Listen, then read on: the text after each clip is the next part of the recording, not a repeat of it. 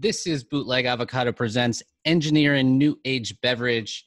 This is your culinary and cannabis event series. We got a great panel for y'all. We're covering infused beverages. We're going to make cocktails. I have my little can of Pacifico. That's all the cocktail I have right now. It's a beer, but hey, I got a lime, so we're good.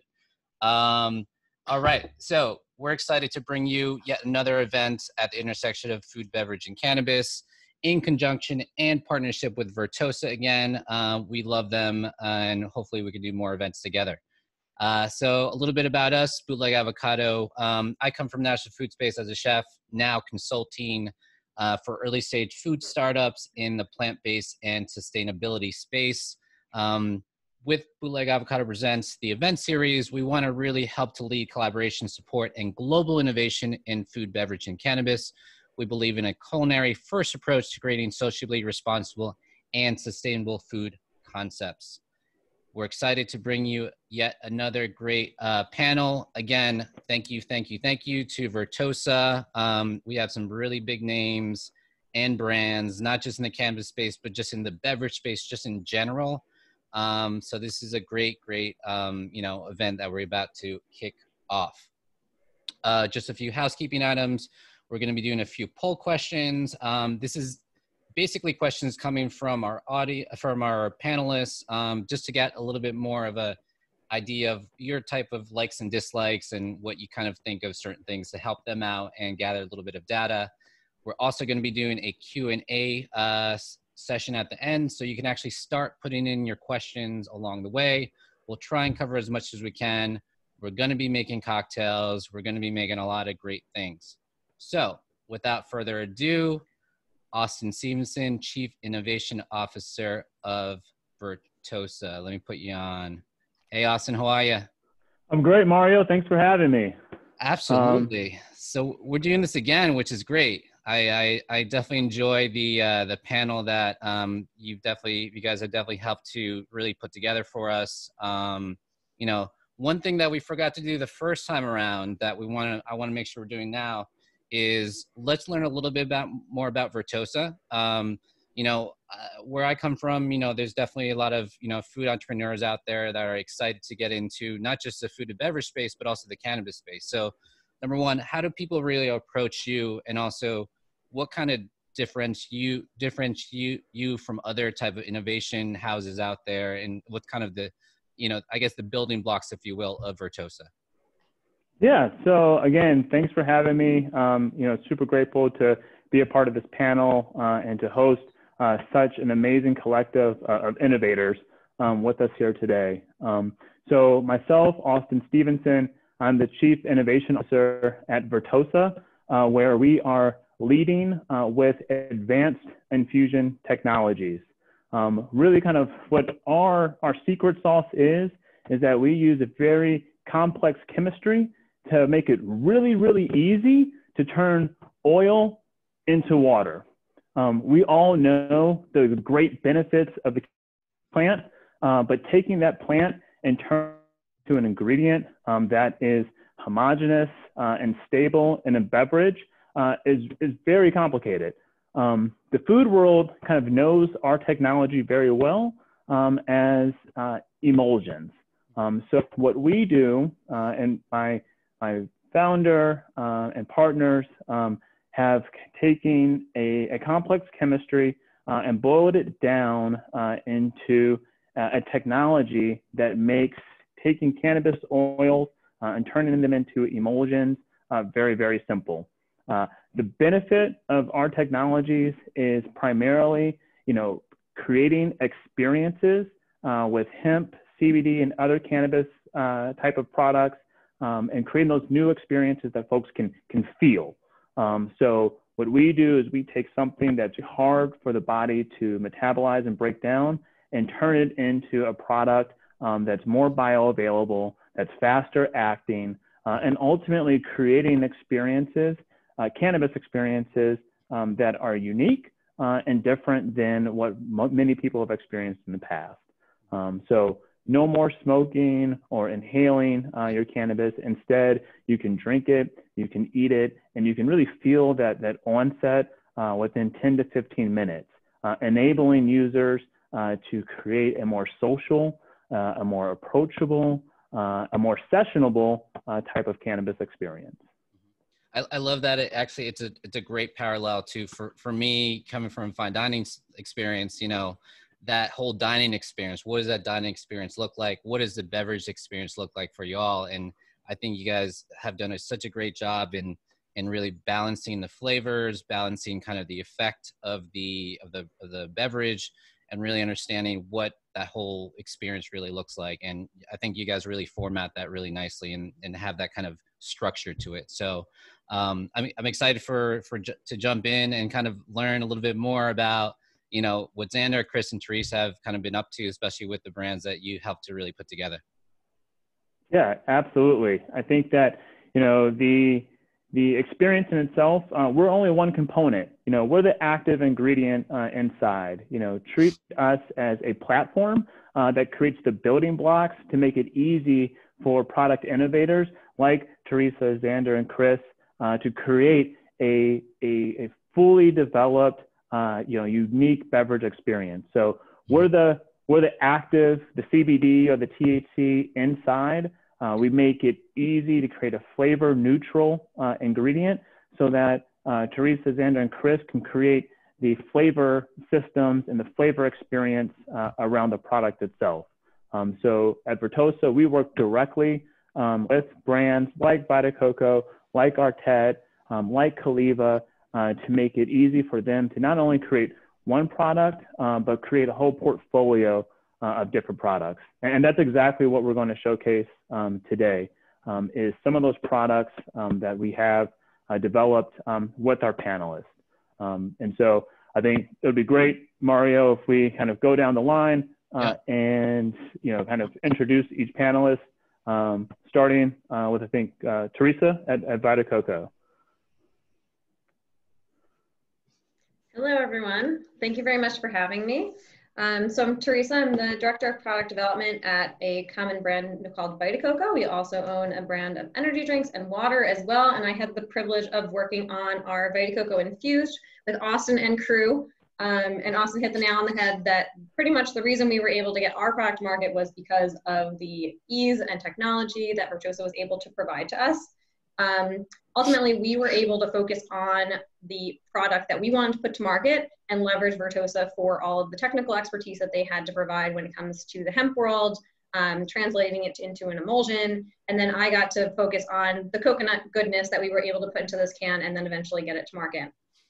We have the luxury of launching in the UK and the US, so different markets for the same product, which worked out great for us.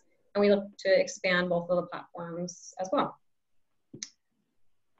Thank you, Teresa. Sure. It's been, you know, an awesome experience, you know, developing with you for the past year.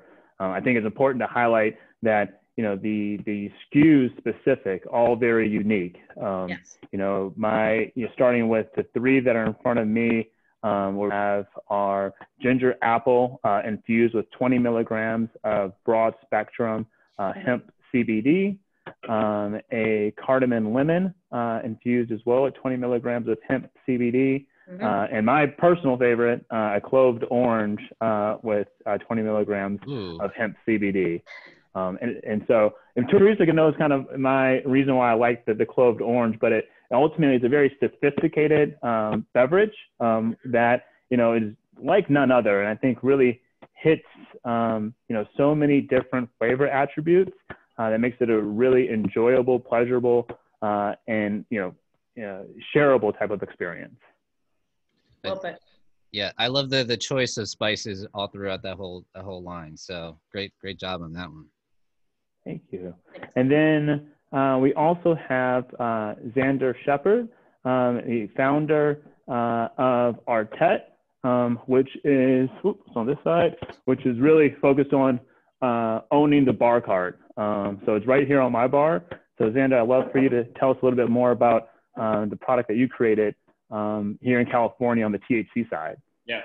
So first of all, good afternoon, everybody. Mario, Austin, thank you very much for including me, including our brand Artet, to sit on a panel with, you know, Caliva and Vita Coco.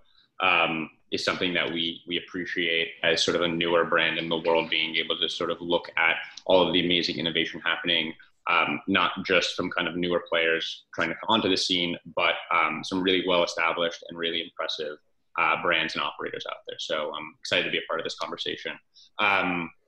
When we got started with Artet a few years ago, long before we said, let's focus on the bar cart, or let's make an aperitif, we felt like the only way for us to meaningfully create a cannabis beverage that people were going to be interested in, excited about, and to want to come back to, was if we could kind of solve for a few things: potency, kind of predictability, consistency, and that concern of needing to shake before drinking. All of that created sort of an unelegant, an unpredictable, and frankly, I think for a lot of people, an experience that just wasn't consistent enough or reliable enough for people to want to come back to, right? When you think about buying a 6-pack of beer, a bottle of wine, a case of wine, whatever it might be, there's never that concern that the first can of beer in that 6-pack versus the last can might have some discrepancies in potency. And I think for a long time, the challenges with regulations and hurdles created some innovation and science gaps that prevented those things from being solved in this side of the industry. What we probably should have just said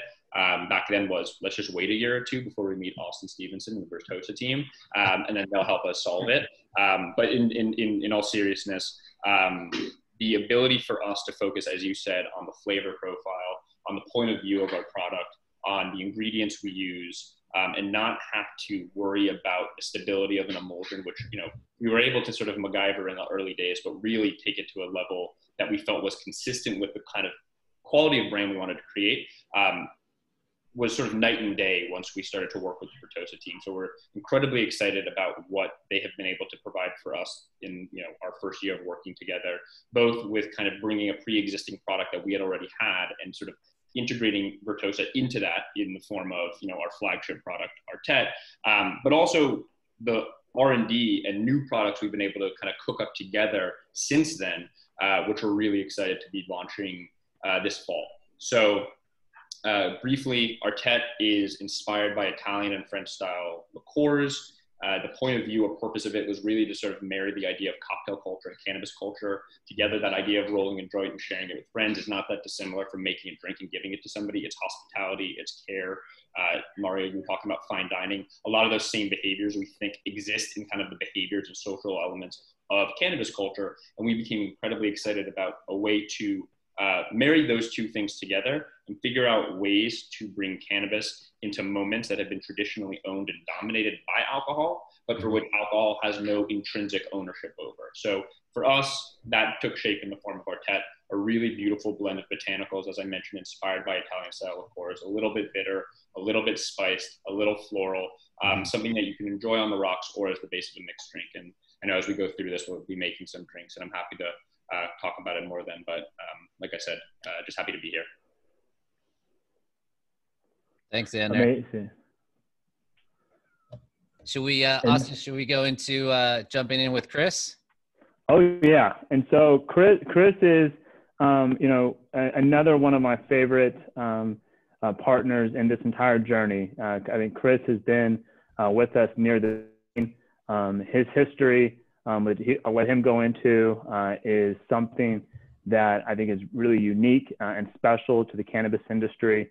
Coming from traditional CPG and then coming into cannabis, the journey in itself and product innovation with Chris has been remarkable. I've had Chris really pressed us at Vertosa to continue to do better, to strive for greatness, to make it easy to infuse, and for his company to be able to take our ingredients and put them into entire portfolio of infused products. He's probably the one person on this panel that has tried every single CBD product and THC product that's been out in the market for the past few years. So I'll let him, tell you his story. But I'm incredibly grateful to see him here on this panel and really talk about Soul Grind infused coffee. Cool. Thanks for the intro, Austin, and Mario. Thank you very much for including me. Yeah, Austin asked me to tell the background and how we got here. It's a little bit different than Teresa's and Xander's, although Teresa and I have some commonality in coconut water category. My name is Chris Cuvelier, and good afternoon. I was the CEO of Zola, and we literally launched the world's first acai juice back in 2001. I was lucky enough to set up our supply chain down in Brazil, and oftentimes when I was down there, we would drink coconut water just because it was hot. We would surf down there quite a bit.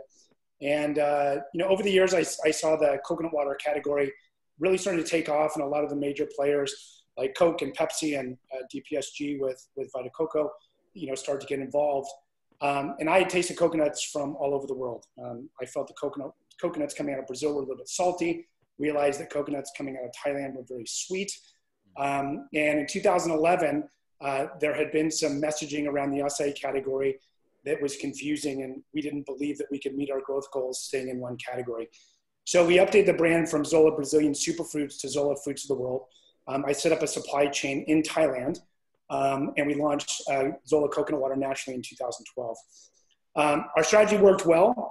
We took the product to the produce departments nationally in the conventional grocery channel, and within 18 months, we were one of the top 4 coconut water brands in the US, and we had some of the fastest selling SKUs in the category. In 2016, we sold the business to a private equity firm called Carp Riley. We did some consumer research. We decided to double down 100% on being plant-based. We did a new logo. We updated our positioning to reflect those changes. And we really started jumping in and exploring some new categories. And at that point in time, for the past 5 or 6 years, I had been watching cannabis, knew some people in the business, and just thought it was fascinating. So I looked at, that's me, sorry. I looked at cannabis and hemp as really some of the ultimate plant-based ingredients. And so fast forwarding a little bit, as I was working on some product concepts within beverage, I was invited to speak at BevNet or a beverage conference in Las Vegas. And I was paired with Dennis O'Malley, who is the CEO of Caliva. So I spoke a little bit about coconut water, taking share and disrupting some of the sports drink companies. And Dennis gave a great presentation talking about cannabis disrupting everything from alcohol to opioids to being a plant-based solution for pain, sleep, and anxiety. And Caliva was located about 40 miles away from where I live in San Jose, California. So Dennis and I got along really well. We crushed our presentations together. He invited me down to see Caliva, and I wound up investing in the A round as an investor, and then wound up doing some consulting work for Caliva to start to build out an infused beverage program. And what I was really taken by at Caliva was really everything that they had already built and had in place. So Caliva is a 110,000 square foot facility in San Jose, completely vertically integrated with every cannabis license you can have. So we have our own grow rooms where we grow our own flower. We have product manufacturing on site. We have different retail outlets. And then we have our own delivery system, not only direct to consumer through our website, but through a wholesale division where we distribute Caliva branded products to other dispensaries in the state of California. So the consulting went well. I got along very well with the team. In May 1st, 2019, Caliva acquired Zola to help accelerate the entrance into the infused beverage category.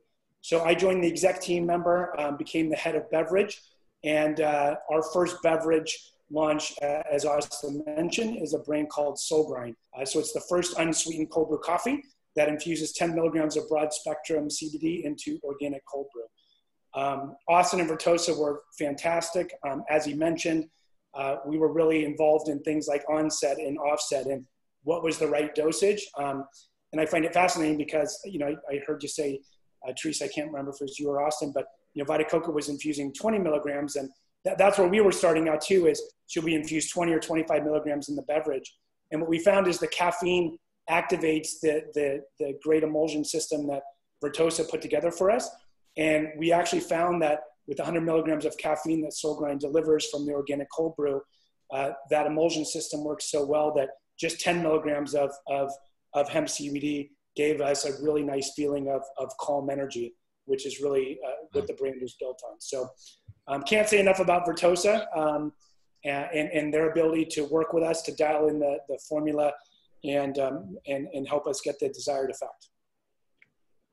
Awesome. Thank you, Chris. I think something really special you nailed on the head there that goes beyond just the scope of infused beverage, but is really to both, or all guys' kind of story, is that synergy between what you're doing well today and then adding cannabinoids to it. And so when it comes to Soul Grind, the combination of caffeine and CBD, that kind of calm or focused energy, I think is something that is really, really unique for, kind of all our audience members. For me, it's that, I think these beverages are kind of span the period of my entire day where I'm having, a Soul Grind coffee in the morning, either as a pre-workout, where ultimately it takes me a lot less discipline to, be focused in my workouts. I'm getting all the benefit of the caffeine, but kind of a calming or focusing effect with the CBD. And or if I'm not working out in the morning, it's a great way for me to kind of dive into my emails as I get that little pick me up, but then from the caffeine, but then being like laser focused, and cranking through hundreds of emails that we're getting every single day as we're trying to infuse the world.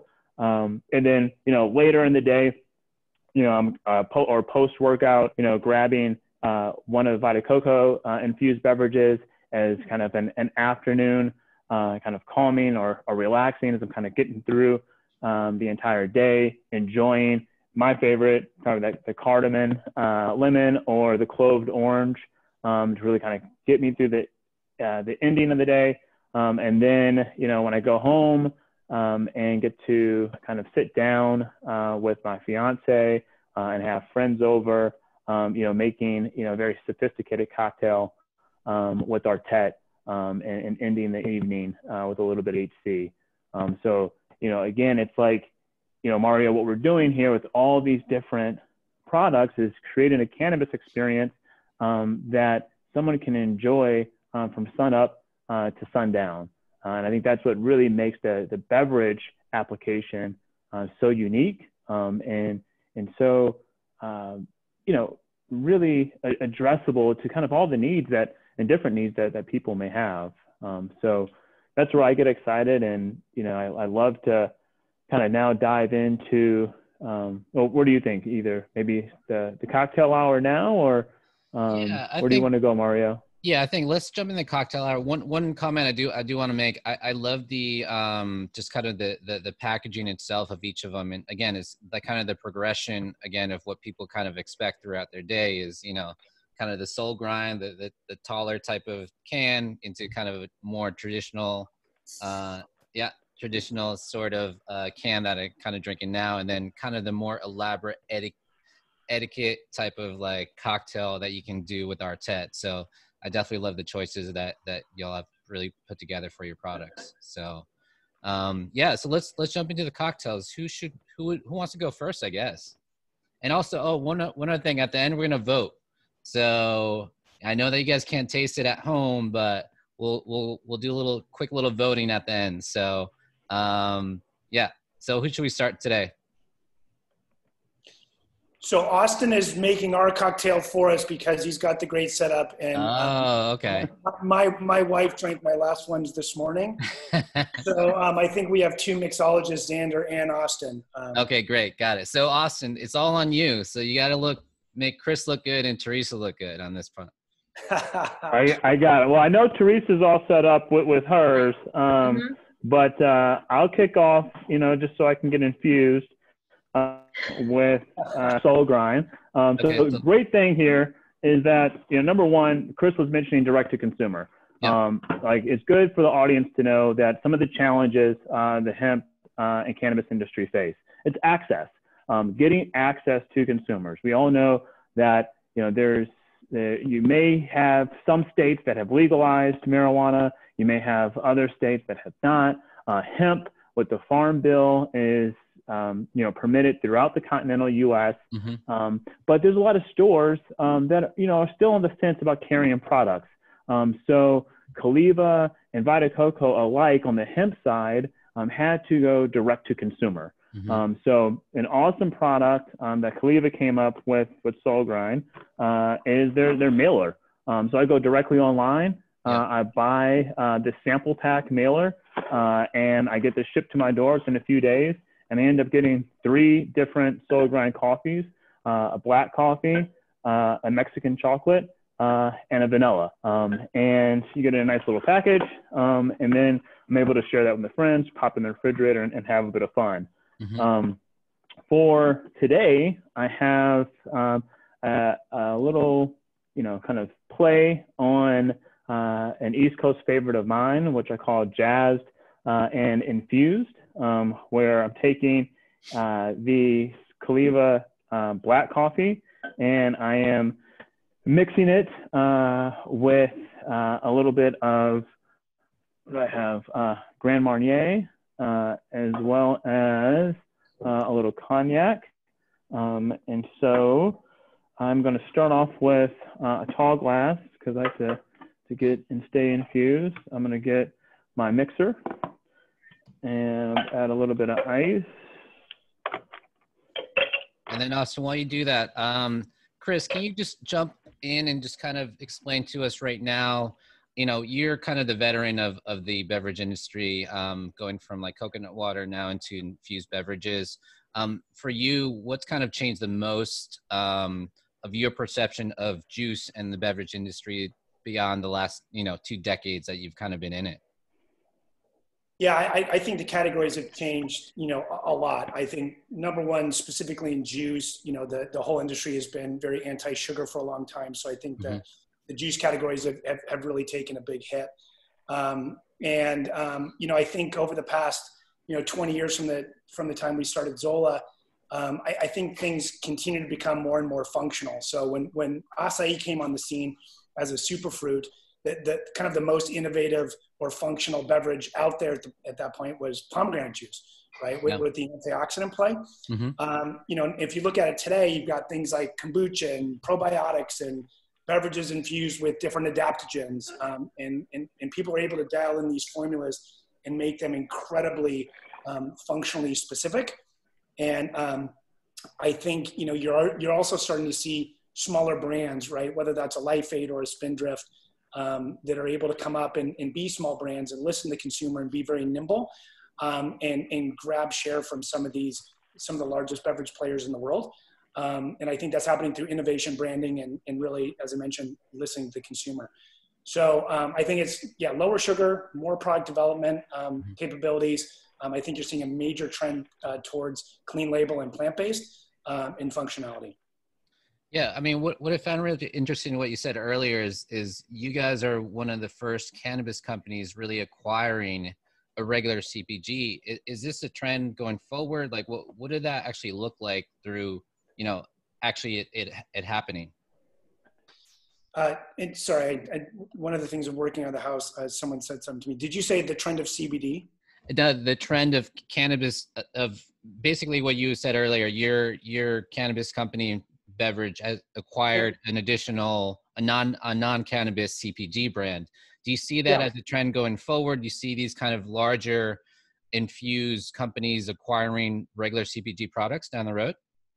Well, I think we're at a very, very interesting stage within the cannabis industry overall, right? So, states continue to legalize cannabis. I think you're having the whole category come out of the shadows and into the mainstream market. Yeah. I think one of the other things that's happening is obviously, the technology is getting better and better. So people like Vertosa that can now help product developers like the 3 of us on this Zoom, develop great products and deliver those functional benefits, is getting some more sophistication.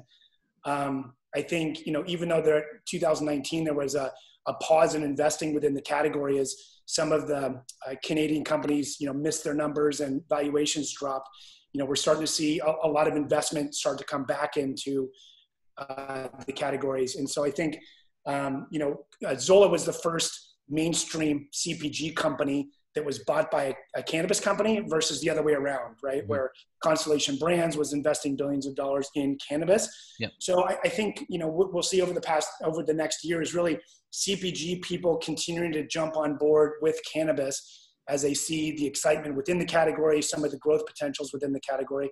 And I think you'll see a lot of these cannabis companies continue to evolve and grow up and focus a lot on the business fundamentals of gross margins, branding, and really listening to the consumer, and really develop very specific needs, for different consumer sets.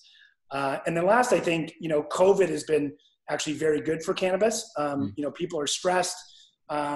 There's a lot going on in the world these days.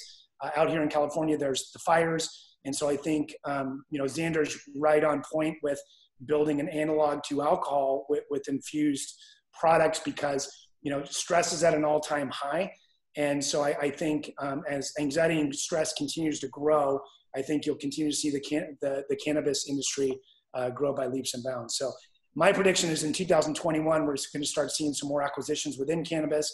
It seems like the regulations are starting to come in favor of cannabis and slowly hemp CBD. So I think it's going to be a pretty exciting next 2 years. Yeah, I think there's also, to Chris's point, not to jump in there, but there's also been this really sort of frustrating period of time where for sort of, going back the last 5-10 years, Chris, you're absolutely right. There's been so much, I think, progress and innovation that's happened in kind of, functional benefits and what people have been able to present on that side. And, when I come from branding before working in sort of product development and strategy before jumping into Artet, and we often talk about the functional benefits, but also the emotional benefits. And I think in the side of, the alcohol world and alcohol analogs, there's been a really sort of, there's been a gap in both the emotional benefits and functional benefits that products have been able to develop to deliver in absence of alcohol.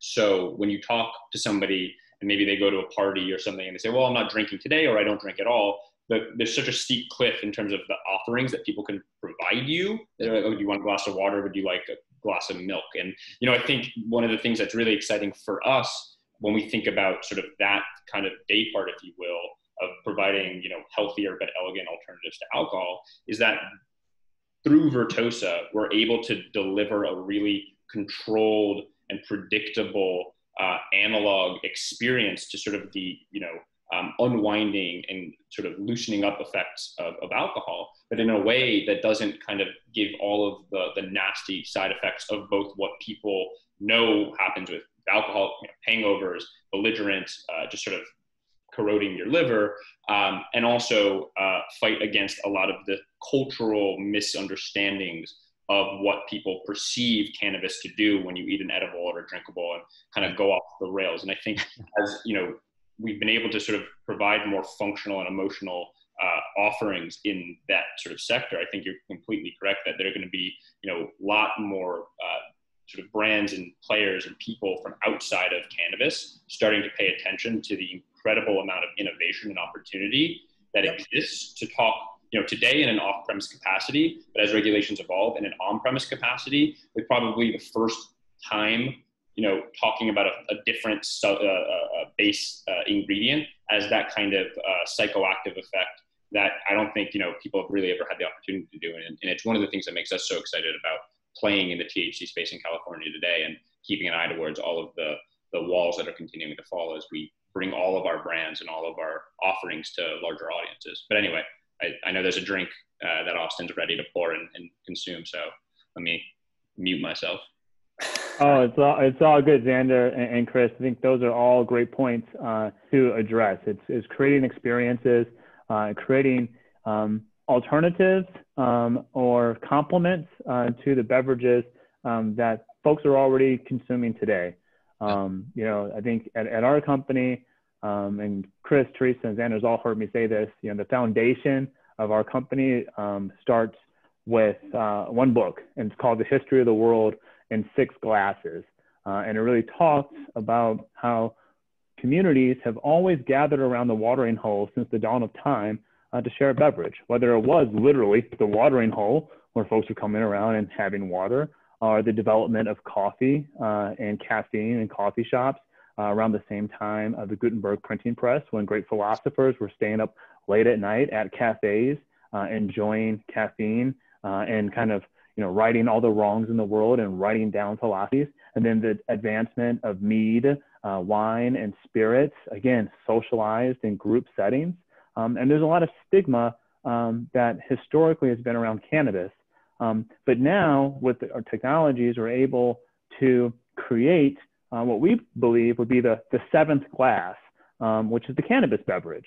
And so in that evolution, you're now able to create a sessionable, a predictable experience with our technologies. And so kind of getting to the future state, which we're all looking forward to, is when you can have, our TET sit Barsh cart, right next to, Hennessy, and you have, the consumer pointing at, hey, I want, to try our TET. I want the cannabis experience, versus the alcohol experience. And both of them can play in the same space.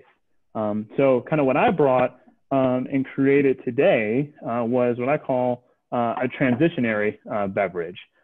So we get it, folks like alcohol, folks like cannabis, and there's a place you can play right in between, right? And transition that experience and try to help create a bridge. And so there's a term in the industry that's called crossfading. And so the beverage that I concocted was jazzed and infused, which is just that, a transition crossfade of alcohol and CBD. So in jazzed and infused, I have an ounce of Grand Marnier, an ounce of Hennessy cognac, a half ounce of Italian Amaro, with cherry flavor, and 2 ounces of Solheim black infused coffee. Mixed it all up, and I'll pour up my drink.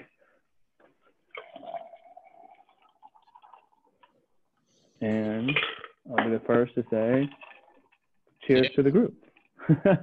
You got some, everyone has something, right? I can't cheers alone, so cool. Just for now. Yeah, cheers. All right, cool.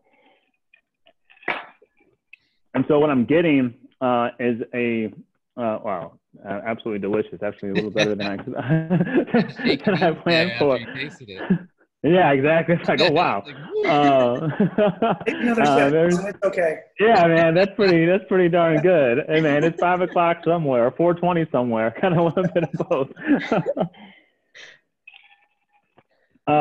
But I love it, and I think it's very unique. I really do look forward to the day where a consumer can make a choice between a cannabis beverage or alcoholic beverage, and to do that requires access, it requires regulation to enable consumption lounges to be realized. And you see in the state of California, there's a lot of folks that are starting to do that. I'm here in Southern California now. Although the world is upside down, as a result of COVID, there are a lot of consumption lounges that are in development, are already in development, and practicing social distancing to enable access to find a lot of these beverages. And so you're able to go to a cafe in California and choose our TET, or choose one of the many other infused wines, infused coffees, and infused drinks that we have right alongside, a joint or flower, and actually have that experience where you sit down and share a beverage with a group of friends. So this is a delicious beverage in itself, but I also think the experience in other jurisdictions or other countries is one that's unique too. And so I know that Teresa at Vita Coco, they launched their product to UK, and something that was really unique in the bars out there. And Teresa, you can correct me if I'm wrong, but you actually see a full beverage or at the bars, because if everyone's had a drink in the UK or in England or in Europe, they'll literally come out with a glass, ice, and they'll pour the alcohol directly in your cup, and then they'll hand you an unopened or just cracked open like tonic water or one of these cans. So Teresa, if you would tell a little bit more about that experience from the UK team of what everyone's getting infused with and how they're getting infused over in the UK. Yeah. Lots of things. That's what they're doing.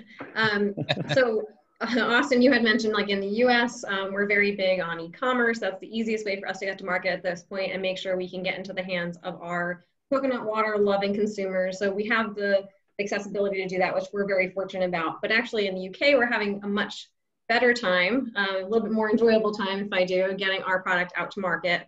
And just the overall acceptability there is two-phase, obviously. You know, we have the legal part of it, but then we also have the consumer acceptance part. The products are also available on e-commerce there, but they're also available in tons of bodegas.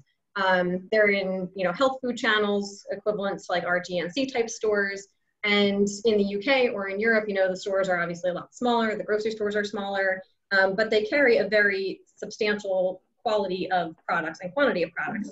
So especially in the health food channels that we're currently situated in, they're very focused on CBD. In the channels that we're in particular, I don't know if they're that popular in cannabis as well, but beverages and CBD seem to be the hot thing over there at the moment. The next big thing coming about is beauty. So luckily we do have the accessibility that when folks go out to lunch, which is also the big thing, they always grab a sandwich and a beverage like you do in Manhattan or elsewhere. But just having the beverages at your fingertips seems to be the easiest way to get into consumers' hands in the UK market. The other thing we noticed from there is that the UK consumer is a very budget savvy consumer. I mean, in the US, you know, everyone's very budget conscious these days.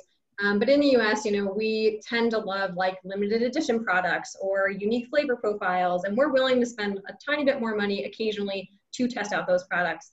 And we don't see that quite as much with the UK consumer. Like I said, the stores are really small, and they have a very selected variety of products. So they want to make sure whatever they're putting out there is the best quality, is going to turn the fastest from the retailer perspective.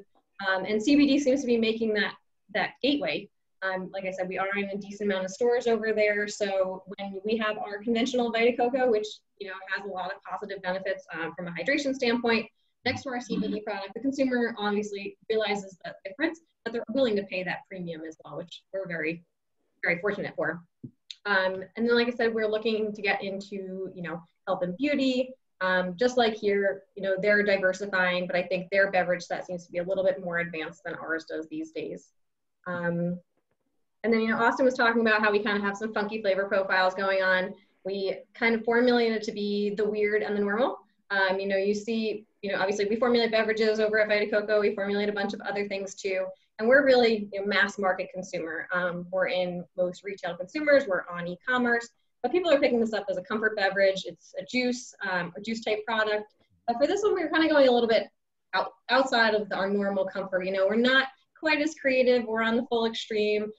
Like Xander and Chris's product, we're more of that like homey, closer to consumers that I don't think have really branched out too far into the CBD world just yet. But we were hoping to pair a common flavor with something that's functional and a little bit different. So hence we have our lemon cardamom. Cardamom serves a bunch of natural benefits as well, and also provides a really interesting taste profile. And then we did the same with our other profiles. So that's actually what my cocktail is based on today. It's kind of that normal and funky flavor profile. So I have what's called a lemon switchel, which I've made up a little syrup of ginger and rosemary and apple cider vinegar. So my drink is kind of sweet and spicy and tart. So we have our lemon in our Vita Coco CBD product. And we also have our apple cider vinegar. So what I've done is I've marinated this overnight. You can also kind of cook it with your ginger and rosemary so you get all the flavors muddled together, or you can put them right in your drink. And depending on how adventurous you are when it comes to vinegar, you can do about an ounce or more. I've also solubilized some honey in here so you get a little bit of that sweetness kick. And then I'm going to top it off with some vodka or whatever other alcohol, or no alcohol if you please. And then our bubbly Vita Coco infused. It's almost like a shrub type of cocktail. Yes, I was thinking that. Exactly. So, I mean, at Vita Coco, we really enjoy, I mean, you can't see what I'm doing since I'm in my office. We really enjoy playing up the natural benefits of things. You know, I came from the formulated beverage space at some of the bigger CPGs where the products were very authentic and very good, but they weren't as true to nature, I guess you can say. Mm-hmm. Like Chris was describing, you know, coconuts are all around the world. They're a super product. They're wonderful inherent ingredient. So we try to leverage what we already have within our supply chain and within our portfolio to then provide beverages to consumers. So, Chris pretty much described our whole beverage that we have, we're big on the no added sugar piece, very simple ingredients, really easy for consumers to understand. And the basis of our whole premise is our coconut water. So if you have a really good ingredient to start with, you don't have to add a lot to it necessarily. So most of what we're adding is either to bump up that flavor a little bit or to be that shelf-stable product. Mm-hmm. But at the end of the day, we want to use the ingredients that we're really proud about and have a lot to offer to then turn that into a beverage that's available to mass market, but a little bit different. Like I said, not quite on the spectrum of some of the other CBD products in the market, but we're pretty happy with it. All right. Well, gotta give you a shout out for the Switchel, like a Vermont deep cut.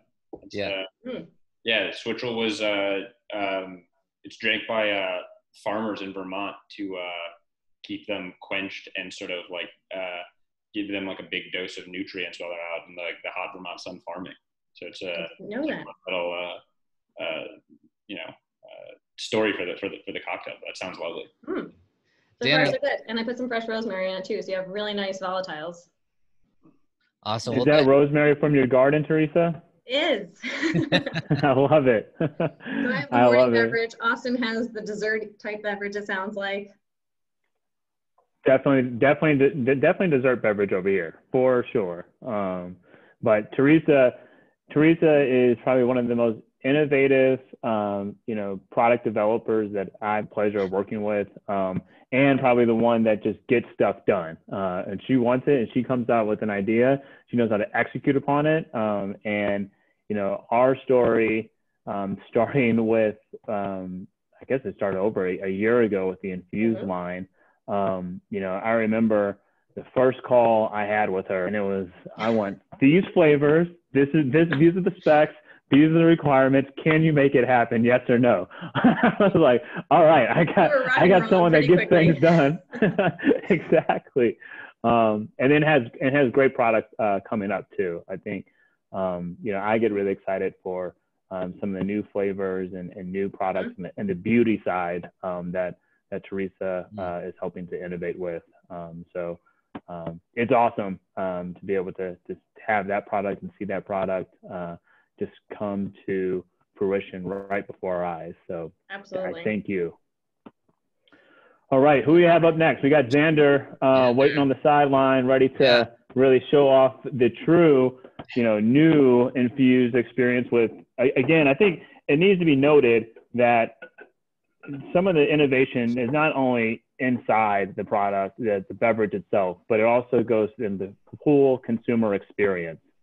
It goes from being able to visualize the product and choose the product. And when I see, this Artet glass bottle, next to, a Hennessy or a Grand Marnier, it just feels like it fits naturally. So, Xander, diving into your cocktail, would love to kind of understand some of the thought behind crafting not only the beverage itself, but also the design aesthetic of the product. Yeah. First of all, thank you for that comparison. If you can shout out a little louder for LVMH to hear, that'd be greatly appreciated.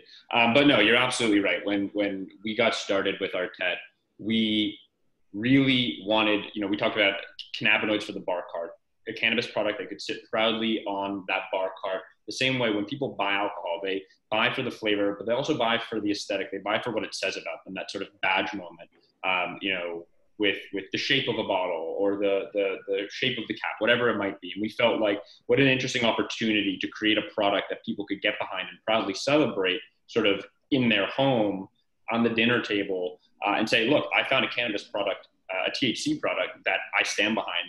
It speaks to me because it's elegant, it's reliable, it's got a great taste profile, it's very familiar to pre-existing behaviors I probably had from alcohol. And that's why we, to your point, Austin, we thought about this holistically as a full sort of experience, not just saying like, can we get cannabis into something? Because that would be fun, right? Like we feel very strongly with Artet that we're a beverage company first and foremost. And I'm sure, Chris and Teresa feel very similarly from their vantage points. But in that context, again, it's about the ingredients. It's about the sort of the volume of liquid that one gets compared to the amount of dose that they have. All of these things matter because at the end of the day, frankly, there are easier ways to consume cannabis than this. So it has to be about the overall experience you're selling or providing for somebody to get behind. For us, we really became obsessed with this idea that cannabis could be the perfect aperitif. By that, something that is low dose, can kind of open your mind, your mood, your palate to sort of more social and kind of Epicurean moments. It's a bit of a recontextualization and premiumization of the munchies, if you will. But really the idea was, what is that drink that can kind of transition you away from your day and still give you that moment of elegance, but still in a way that's approachable, right? So I'm going to make a drink that is a little bit more complex and fun, just because why not? But truthfully, my favorite way to enjoy Artet is an Artet and tonic. And the reason I love an Artet and tonic is that the botanicals that are in Artet, so namely the juniper, gentian, even the cardamom that you'll find in some more new age gins, it pairs so easily and lovely with tonic water that it's such a simple way to kind of create like a sundowner moment at the end of the day, or middle of the day on a weekend, and just have a really nice low dose sessionable product. Each bottle comes with this blue doser. This doser is 50 milliliters, and each 50 milliliter serve has 2.5 milligrams. So it's a very light social dose. Everybody, we say, can kind of find their perfect pour. Maybe it's you pour a double, I have a single, but I'll have another single afterwards. Maybe for you, it's 2 doubles. We really look at Artet as sort of like dose agnostic, and more focused on giving the ability to the consumer to figure out what their perfect pour is, so that, if it were an edible, you're not just biting off the head of the gummy bear and somebody else is having a full gummy bear. We wanted everybody to feel like they could have an elegant experience. So with that, what I'm going to make is sort of an homage to a Prohibition era cocktail. It's inspired by The Last Word. In this case, I'm calling it Lost My Words, a little nod, sort of like your jazzed and infused moment, Austin. But basically, it's a very easy drink to make. Traditionally, it's gin, maraschino liqueur, chartreuse, and lime juice. In place of the chartreuse, because I felt like there was a very similar flavor profile, I'm swapping in the Artet. So it's going to be 3/4 ounce across the board. As I mentioned, typically Artet is served in 50 milliliters. So whereas the 50 milliliter pour would be giving you 2.5 milligrams, this drink will actually be giving you 1.75 milligrams. So again, really light, really social. But a quick shout out to sort of the emulsion system and Vertosa, and sort of Chris, as you were talking about as well, the fact that things can play differently at different doses. We actually find that when it comes to the sort of way that you feel the onset and offset at our dosing, that 2.5 milligrams actually kind of hits above its weight relative to what 2.5 milligrams kind of would be equivalent in an edible that takes a really long time to set in. And just kind of, happens very passively in the background. There's a little bit more of an active experience that I find with Artet. And I'd be curious to know if, Chris or Teresa, you see a similar thing on the hemp CBD side with your beverages, and kind of how you feel that activation moment happen. Yeah, on Soul Grind, it definitely takes about 10 minutes, and it does come on, I would say, fairly quickly. I guess in terms of your drink, you're going to definitely have to send me some. I'd love to be a guinea pig and give you my opinion. Perfect. I'll put it right here, Xander, in my bar. Oh, I love it. That's a good looking bar. We can make that happen for sure. All right. Yeah. But yeah, Chris, sorry, go for it. I was going to say, to speak into that bioavailability, something that I learned from Chris in kind of speaking to our emulsions on kind of the reasons why you have that faster onset. There was an analogy that Chris gave. So I'll let him say it because, ultimately what we're doing at Vertosa is we're taking something that is not water soluble, that's very hydrophobic and oil, and we're breaking it down. And so we're breaking it down into an emulsion. And so with us, like at the start of any journey, you get, one of our little emulsions, which we have a kind of a whole portfolio of, which is there's no one size that fits all. We have a conventional, a natural, and an organic. But ultimately, we're suspending the oil in a liquid.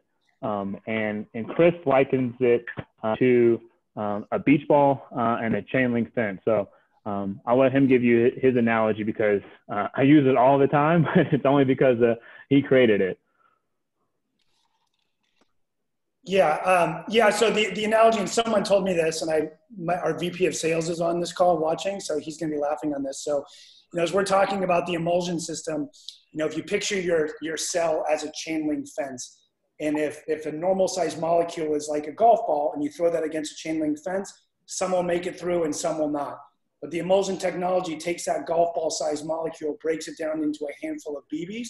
So when you take that handful of BBs and throw that against a chain link fence, you get a lot more bioavailability. And I just thought that was a very good analogy that someone gave me that just turned it on visually. And so we literally use that in my sales presentation.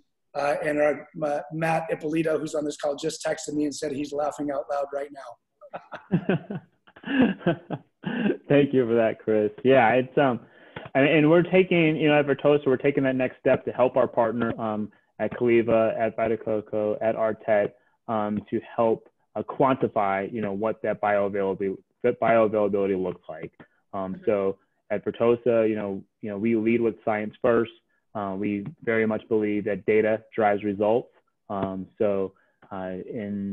this year, we started a preliminary PK study. It's a pharmacokinetic study.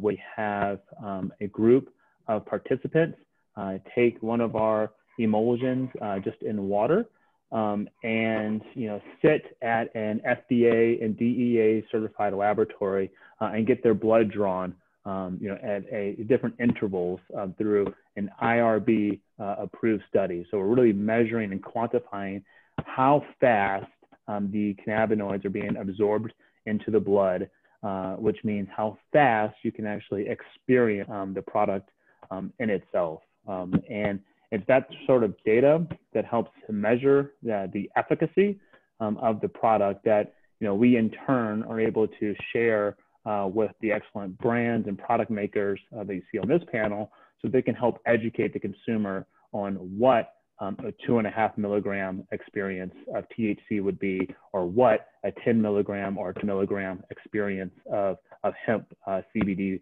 would be. And just ultimately underscoring the value that emulsifying cannabinoids has in making it easy to have a reliable, a predictable, and sessionable cannabis experience. Mm-hmm. So I've finished my drink here. And what I like about this drink, and sort of also what you were talking about before about this transitionary moment, we look at Artet. So our flagship product is a THC-based product.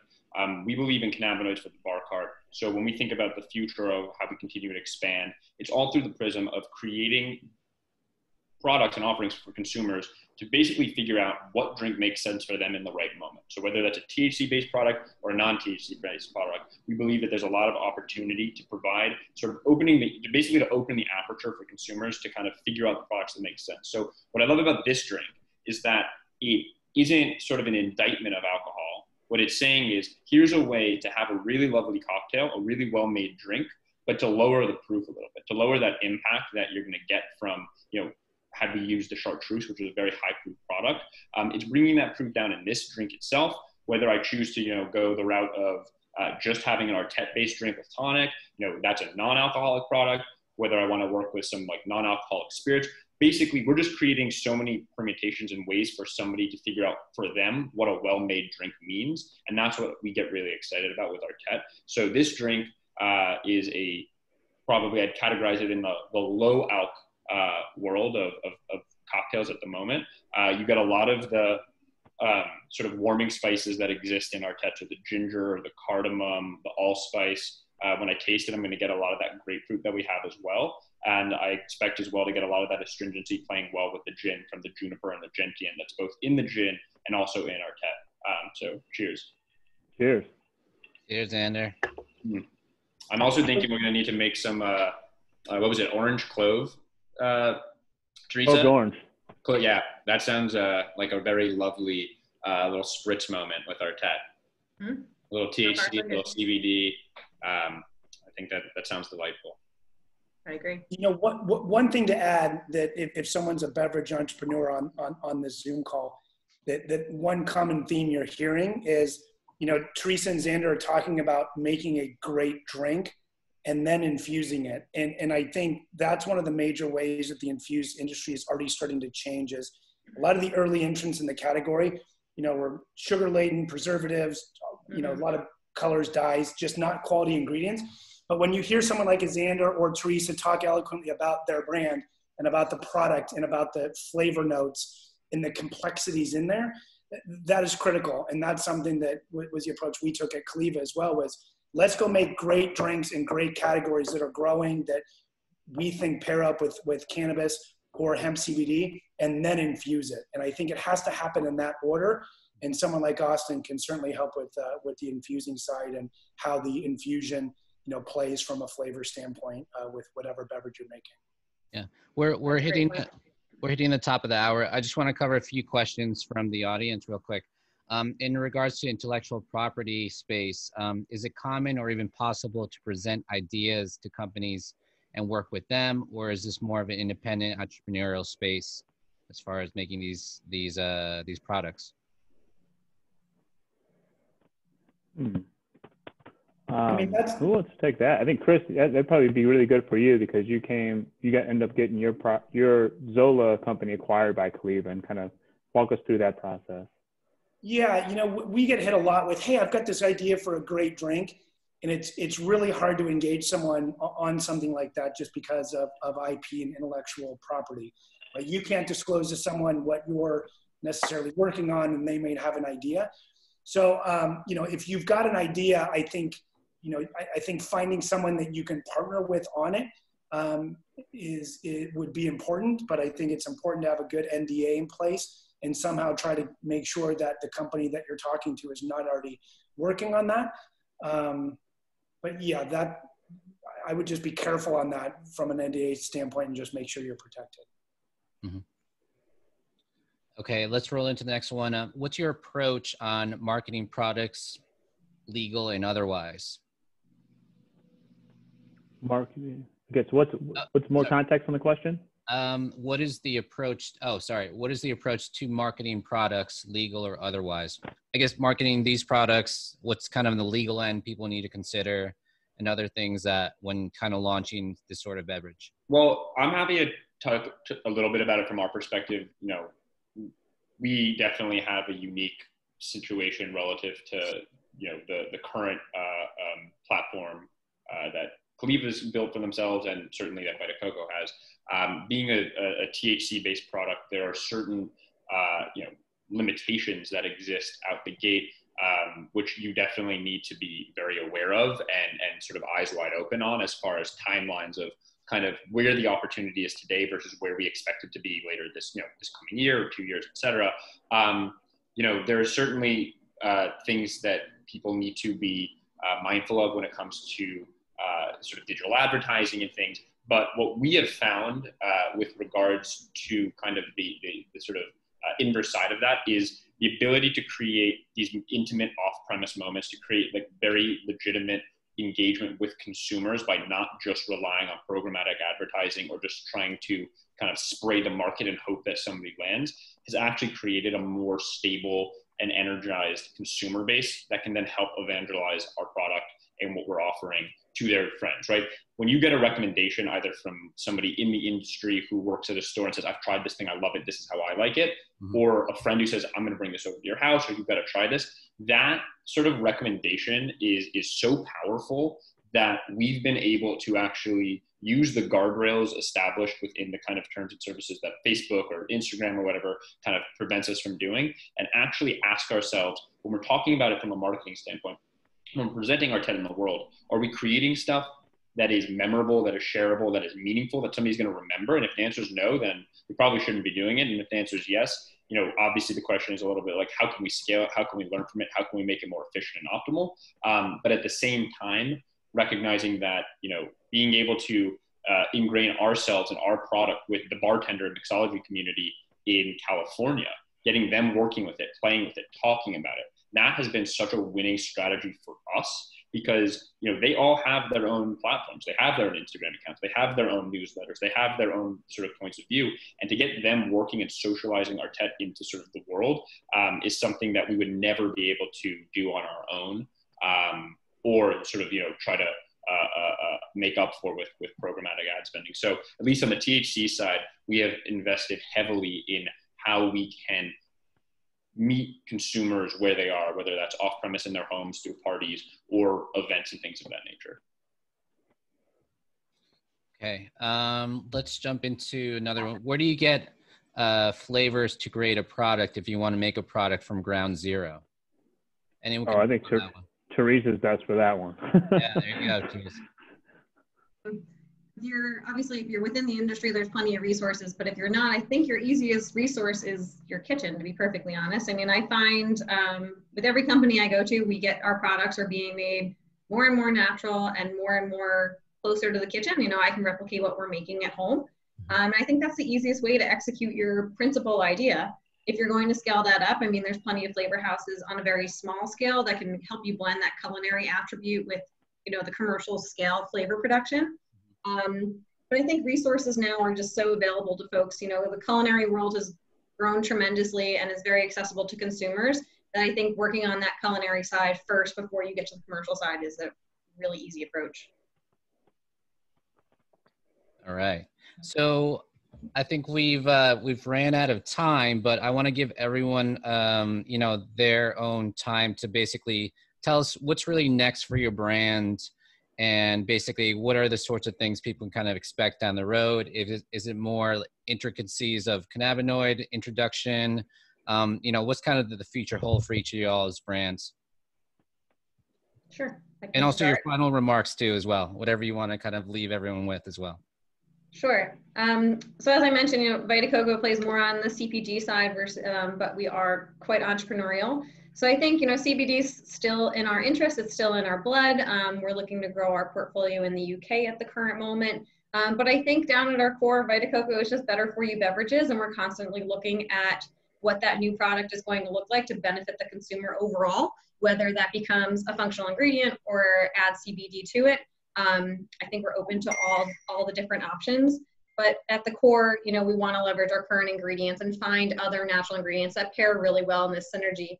You know, like the guys were talking about, the coffee pairs well with the CBD. So what other natural ingredients can we do that with to get that really holistic experience for the consumer? And then as we have the opportunity to grow all the portfolio in the US, we'll certainly be doing that.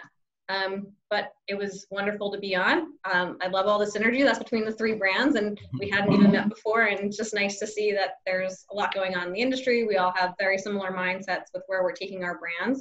And it's nice to see that we're all just building, you know, bigger and better through the industry right now. Awesome. Thanks, Teresa. Thanks for having me. You want to go next, Chris? Yeah, sure. You know, at Caliva, we've been one of the top brands in flower on the cannabis side through a strategy of a portfolio of brands. So what we're working with today is we are now pushing out a brand called Well by Caliva. It is in the topical space. And so myself and our HCBD division is leading that charge. So that's brand number one. Brand number two is Soul Grind. As Teresa mentioned, it is a little complicated right now just with distribution.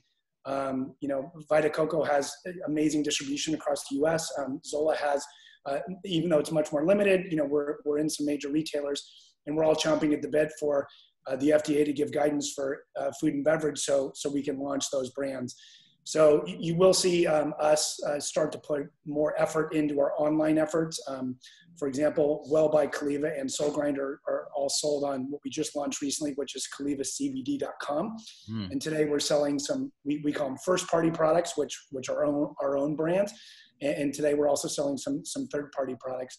But then going back to that brand portfolio strategy, you know, beverage is unique. It's very category driven. It's not like in the cannabis world where you might have a brand stretch into 3 or 4 different categories. I don't believe, for example, Soul Grind would be a brand you could put into whatever, a juice infused product. I think Vita Coco, right, would be a brand that would stay within that coconut, you know, genre and leverage the ingredients you have. So we are going to look at a portfolio strategy, and we're working hard in the background just to make sure that when the FDA does give regulations, you know, we can move quickly. It's going to be interesting to see how it plays out, because there are a lot of brands being built out there. There are a lot of people coming into the category. So I think what we're going to see is a lot of brands come in and fizzle out very quickly when they realize how difficult beverage is. And if brands don't have staying power, if they're not disciplined on price points and they start discounting and things like that, I think they're going to get wiped off the map very, very quickly. So I would say we're very optimistic in the category. We do hope the regulations come down quickly because the regulations are important to make sure that the consumer experience at the end of the day is good, and that will give longevity to the infused category. But overall, we're excited, and I was very excited to participate today. Echoing Teresa, it was really nice to meet fellow entrepreneurs. And Austin and Mario, thank you very much for having us. Likewise. Thank you, Chris. Xander, you're next. Cool. I'll echo everybody. Thank you for having us. It was lovely to meet you both, Teresa and Chris.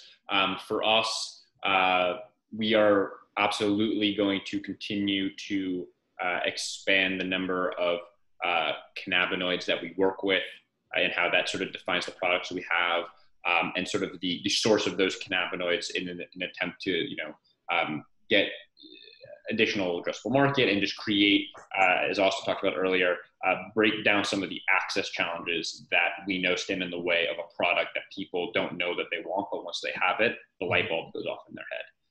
So that's absolutely something that we'll be working on.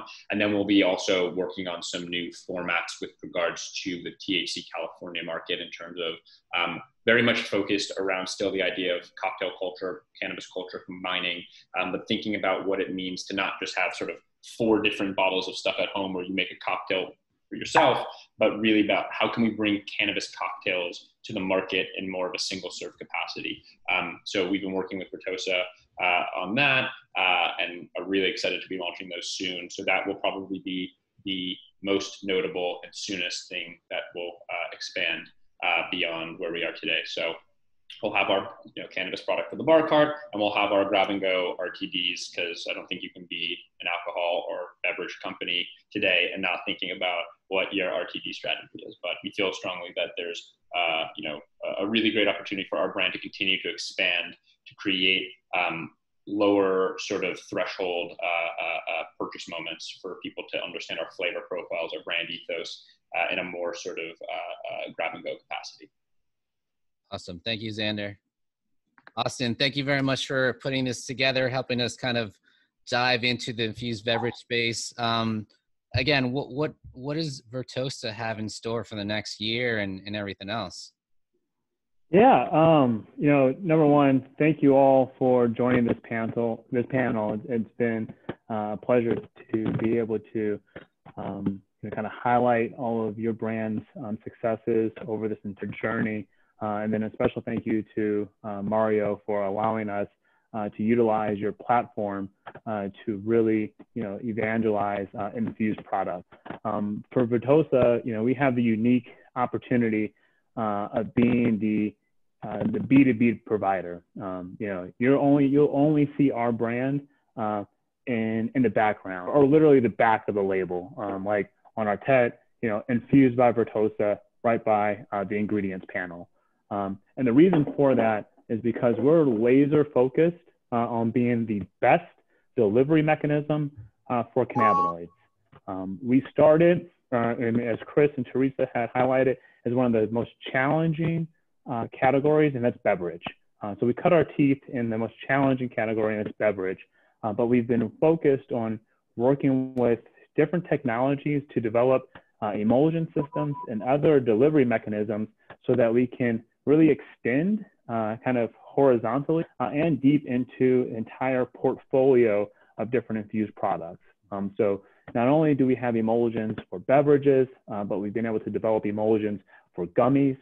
We've developed powder formats for pressed tablets, capsules, mints, powder sticks, to ultimately enable folks to enjoy cannabis and hemp in those more approachable, familiar form factors.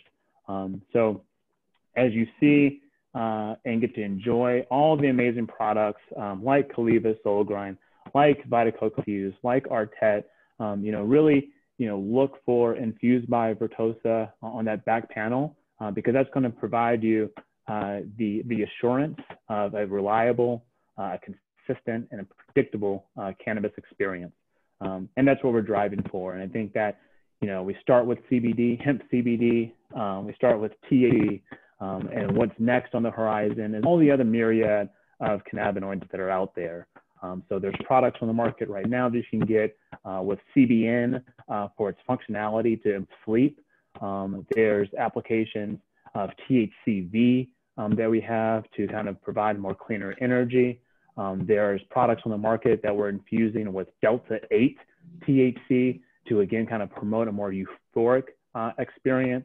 So, be on the lookout for all those, not only THC, but CBD, but those minor cannabinoids that are ultimately going to help drive, a very unique cannabis experience, all infused by Vertosa, so that the consumer can feel comfortable, safe, and enjoying that product and ultimately sharing it with their family and friends. And you're going to continue to see myself, Chris, Teresa, Xander out there in the market, really promoting access to these products and promoting, consumers being able to purchase these products and share these products and enjoy these products, not only this year, but for many years to come, because it's only the start. And as as we continue to grow this pie together, everyone's going to rise. So I get excited, and again, I thank you and all of our panelists for giving us this opportunity to share with you all today. Well, thank you, Austin. Yeah, again, I think people really think we're kind of in the mature stage, but we're actually in the infancy stage of everything else. And I think it's great to have an innovation house like y'all to really help push these brands in the right direction and also help build it with them more than anything else. So thank you everyone so much for being on the panel. I know we ran over, we always usually do, but I want to make sure I'm bringing as much value to everyone as I can. There were a few questions as far as people can get your contact details, but let's talk about that. I'll distribute the recipes on our newsletter, and if they can get in contact with you, please let me know. And we'll be back in a few weeks. The month of September, we're going to actually be focusing on hemp, focusing on really what's happening in that space, also what's happening in Texas hemp in particular. Some really great things happening there. And then we'll actually going to be experimenting with doing a holiday party in December, a virtual holiday party, which I think a lot of people are going to hopefully enjoy. So hopefully we get some of these brands that also participate as well. But thank you, everyone. Have a great afternoon. Hopefully everyone learned something new. Please check out our newsletter for the recipes, contact details, and everything else, and also upcoming events. And also check out our YouTube page for our highlights to this event and our previous events as well. Thank you, everyone. Austin, Chris, Xander, Teresa, very grateful. And again, thanks very much for being a part of this. Appreciate it. Thank you. Thank you. Thank you.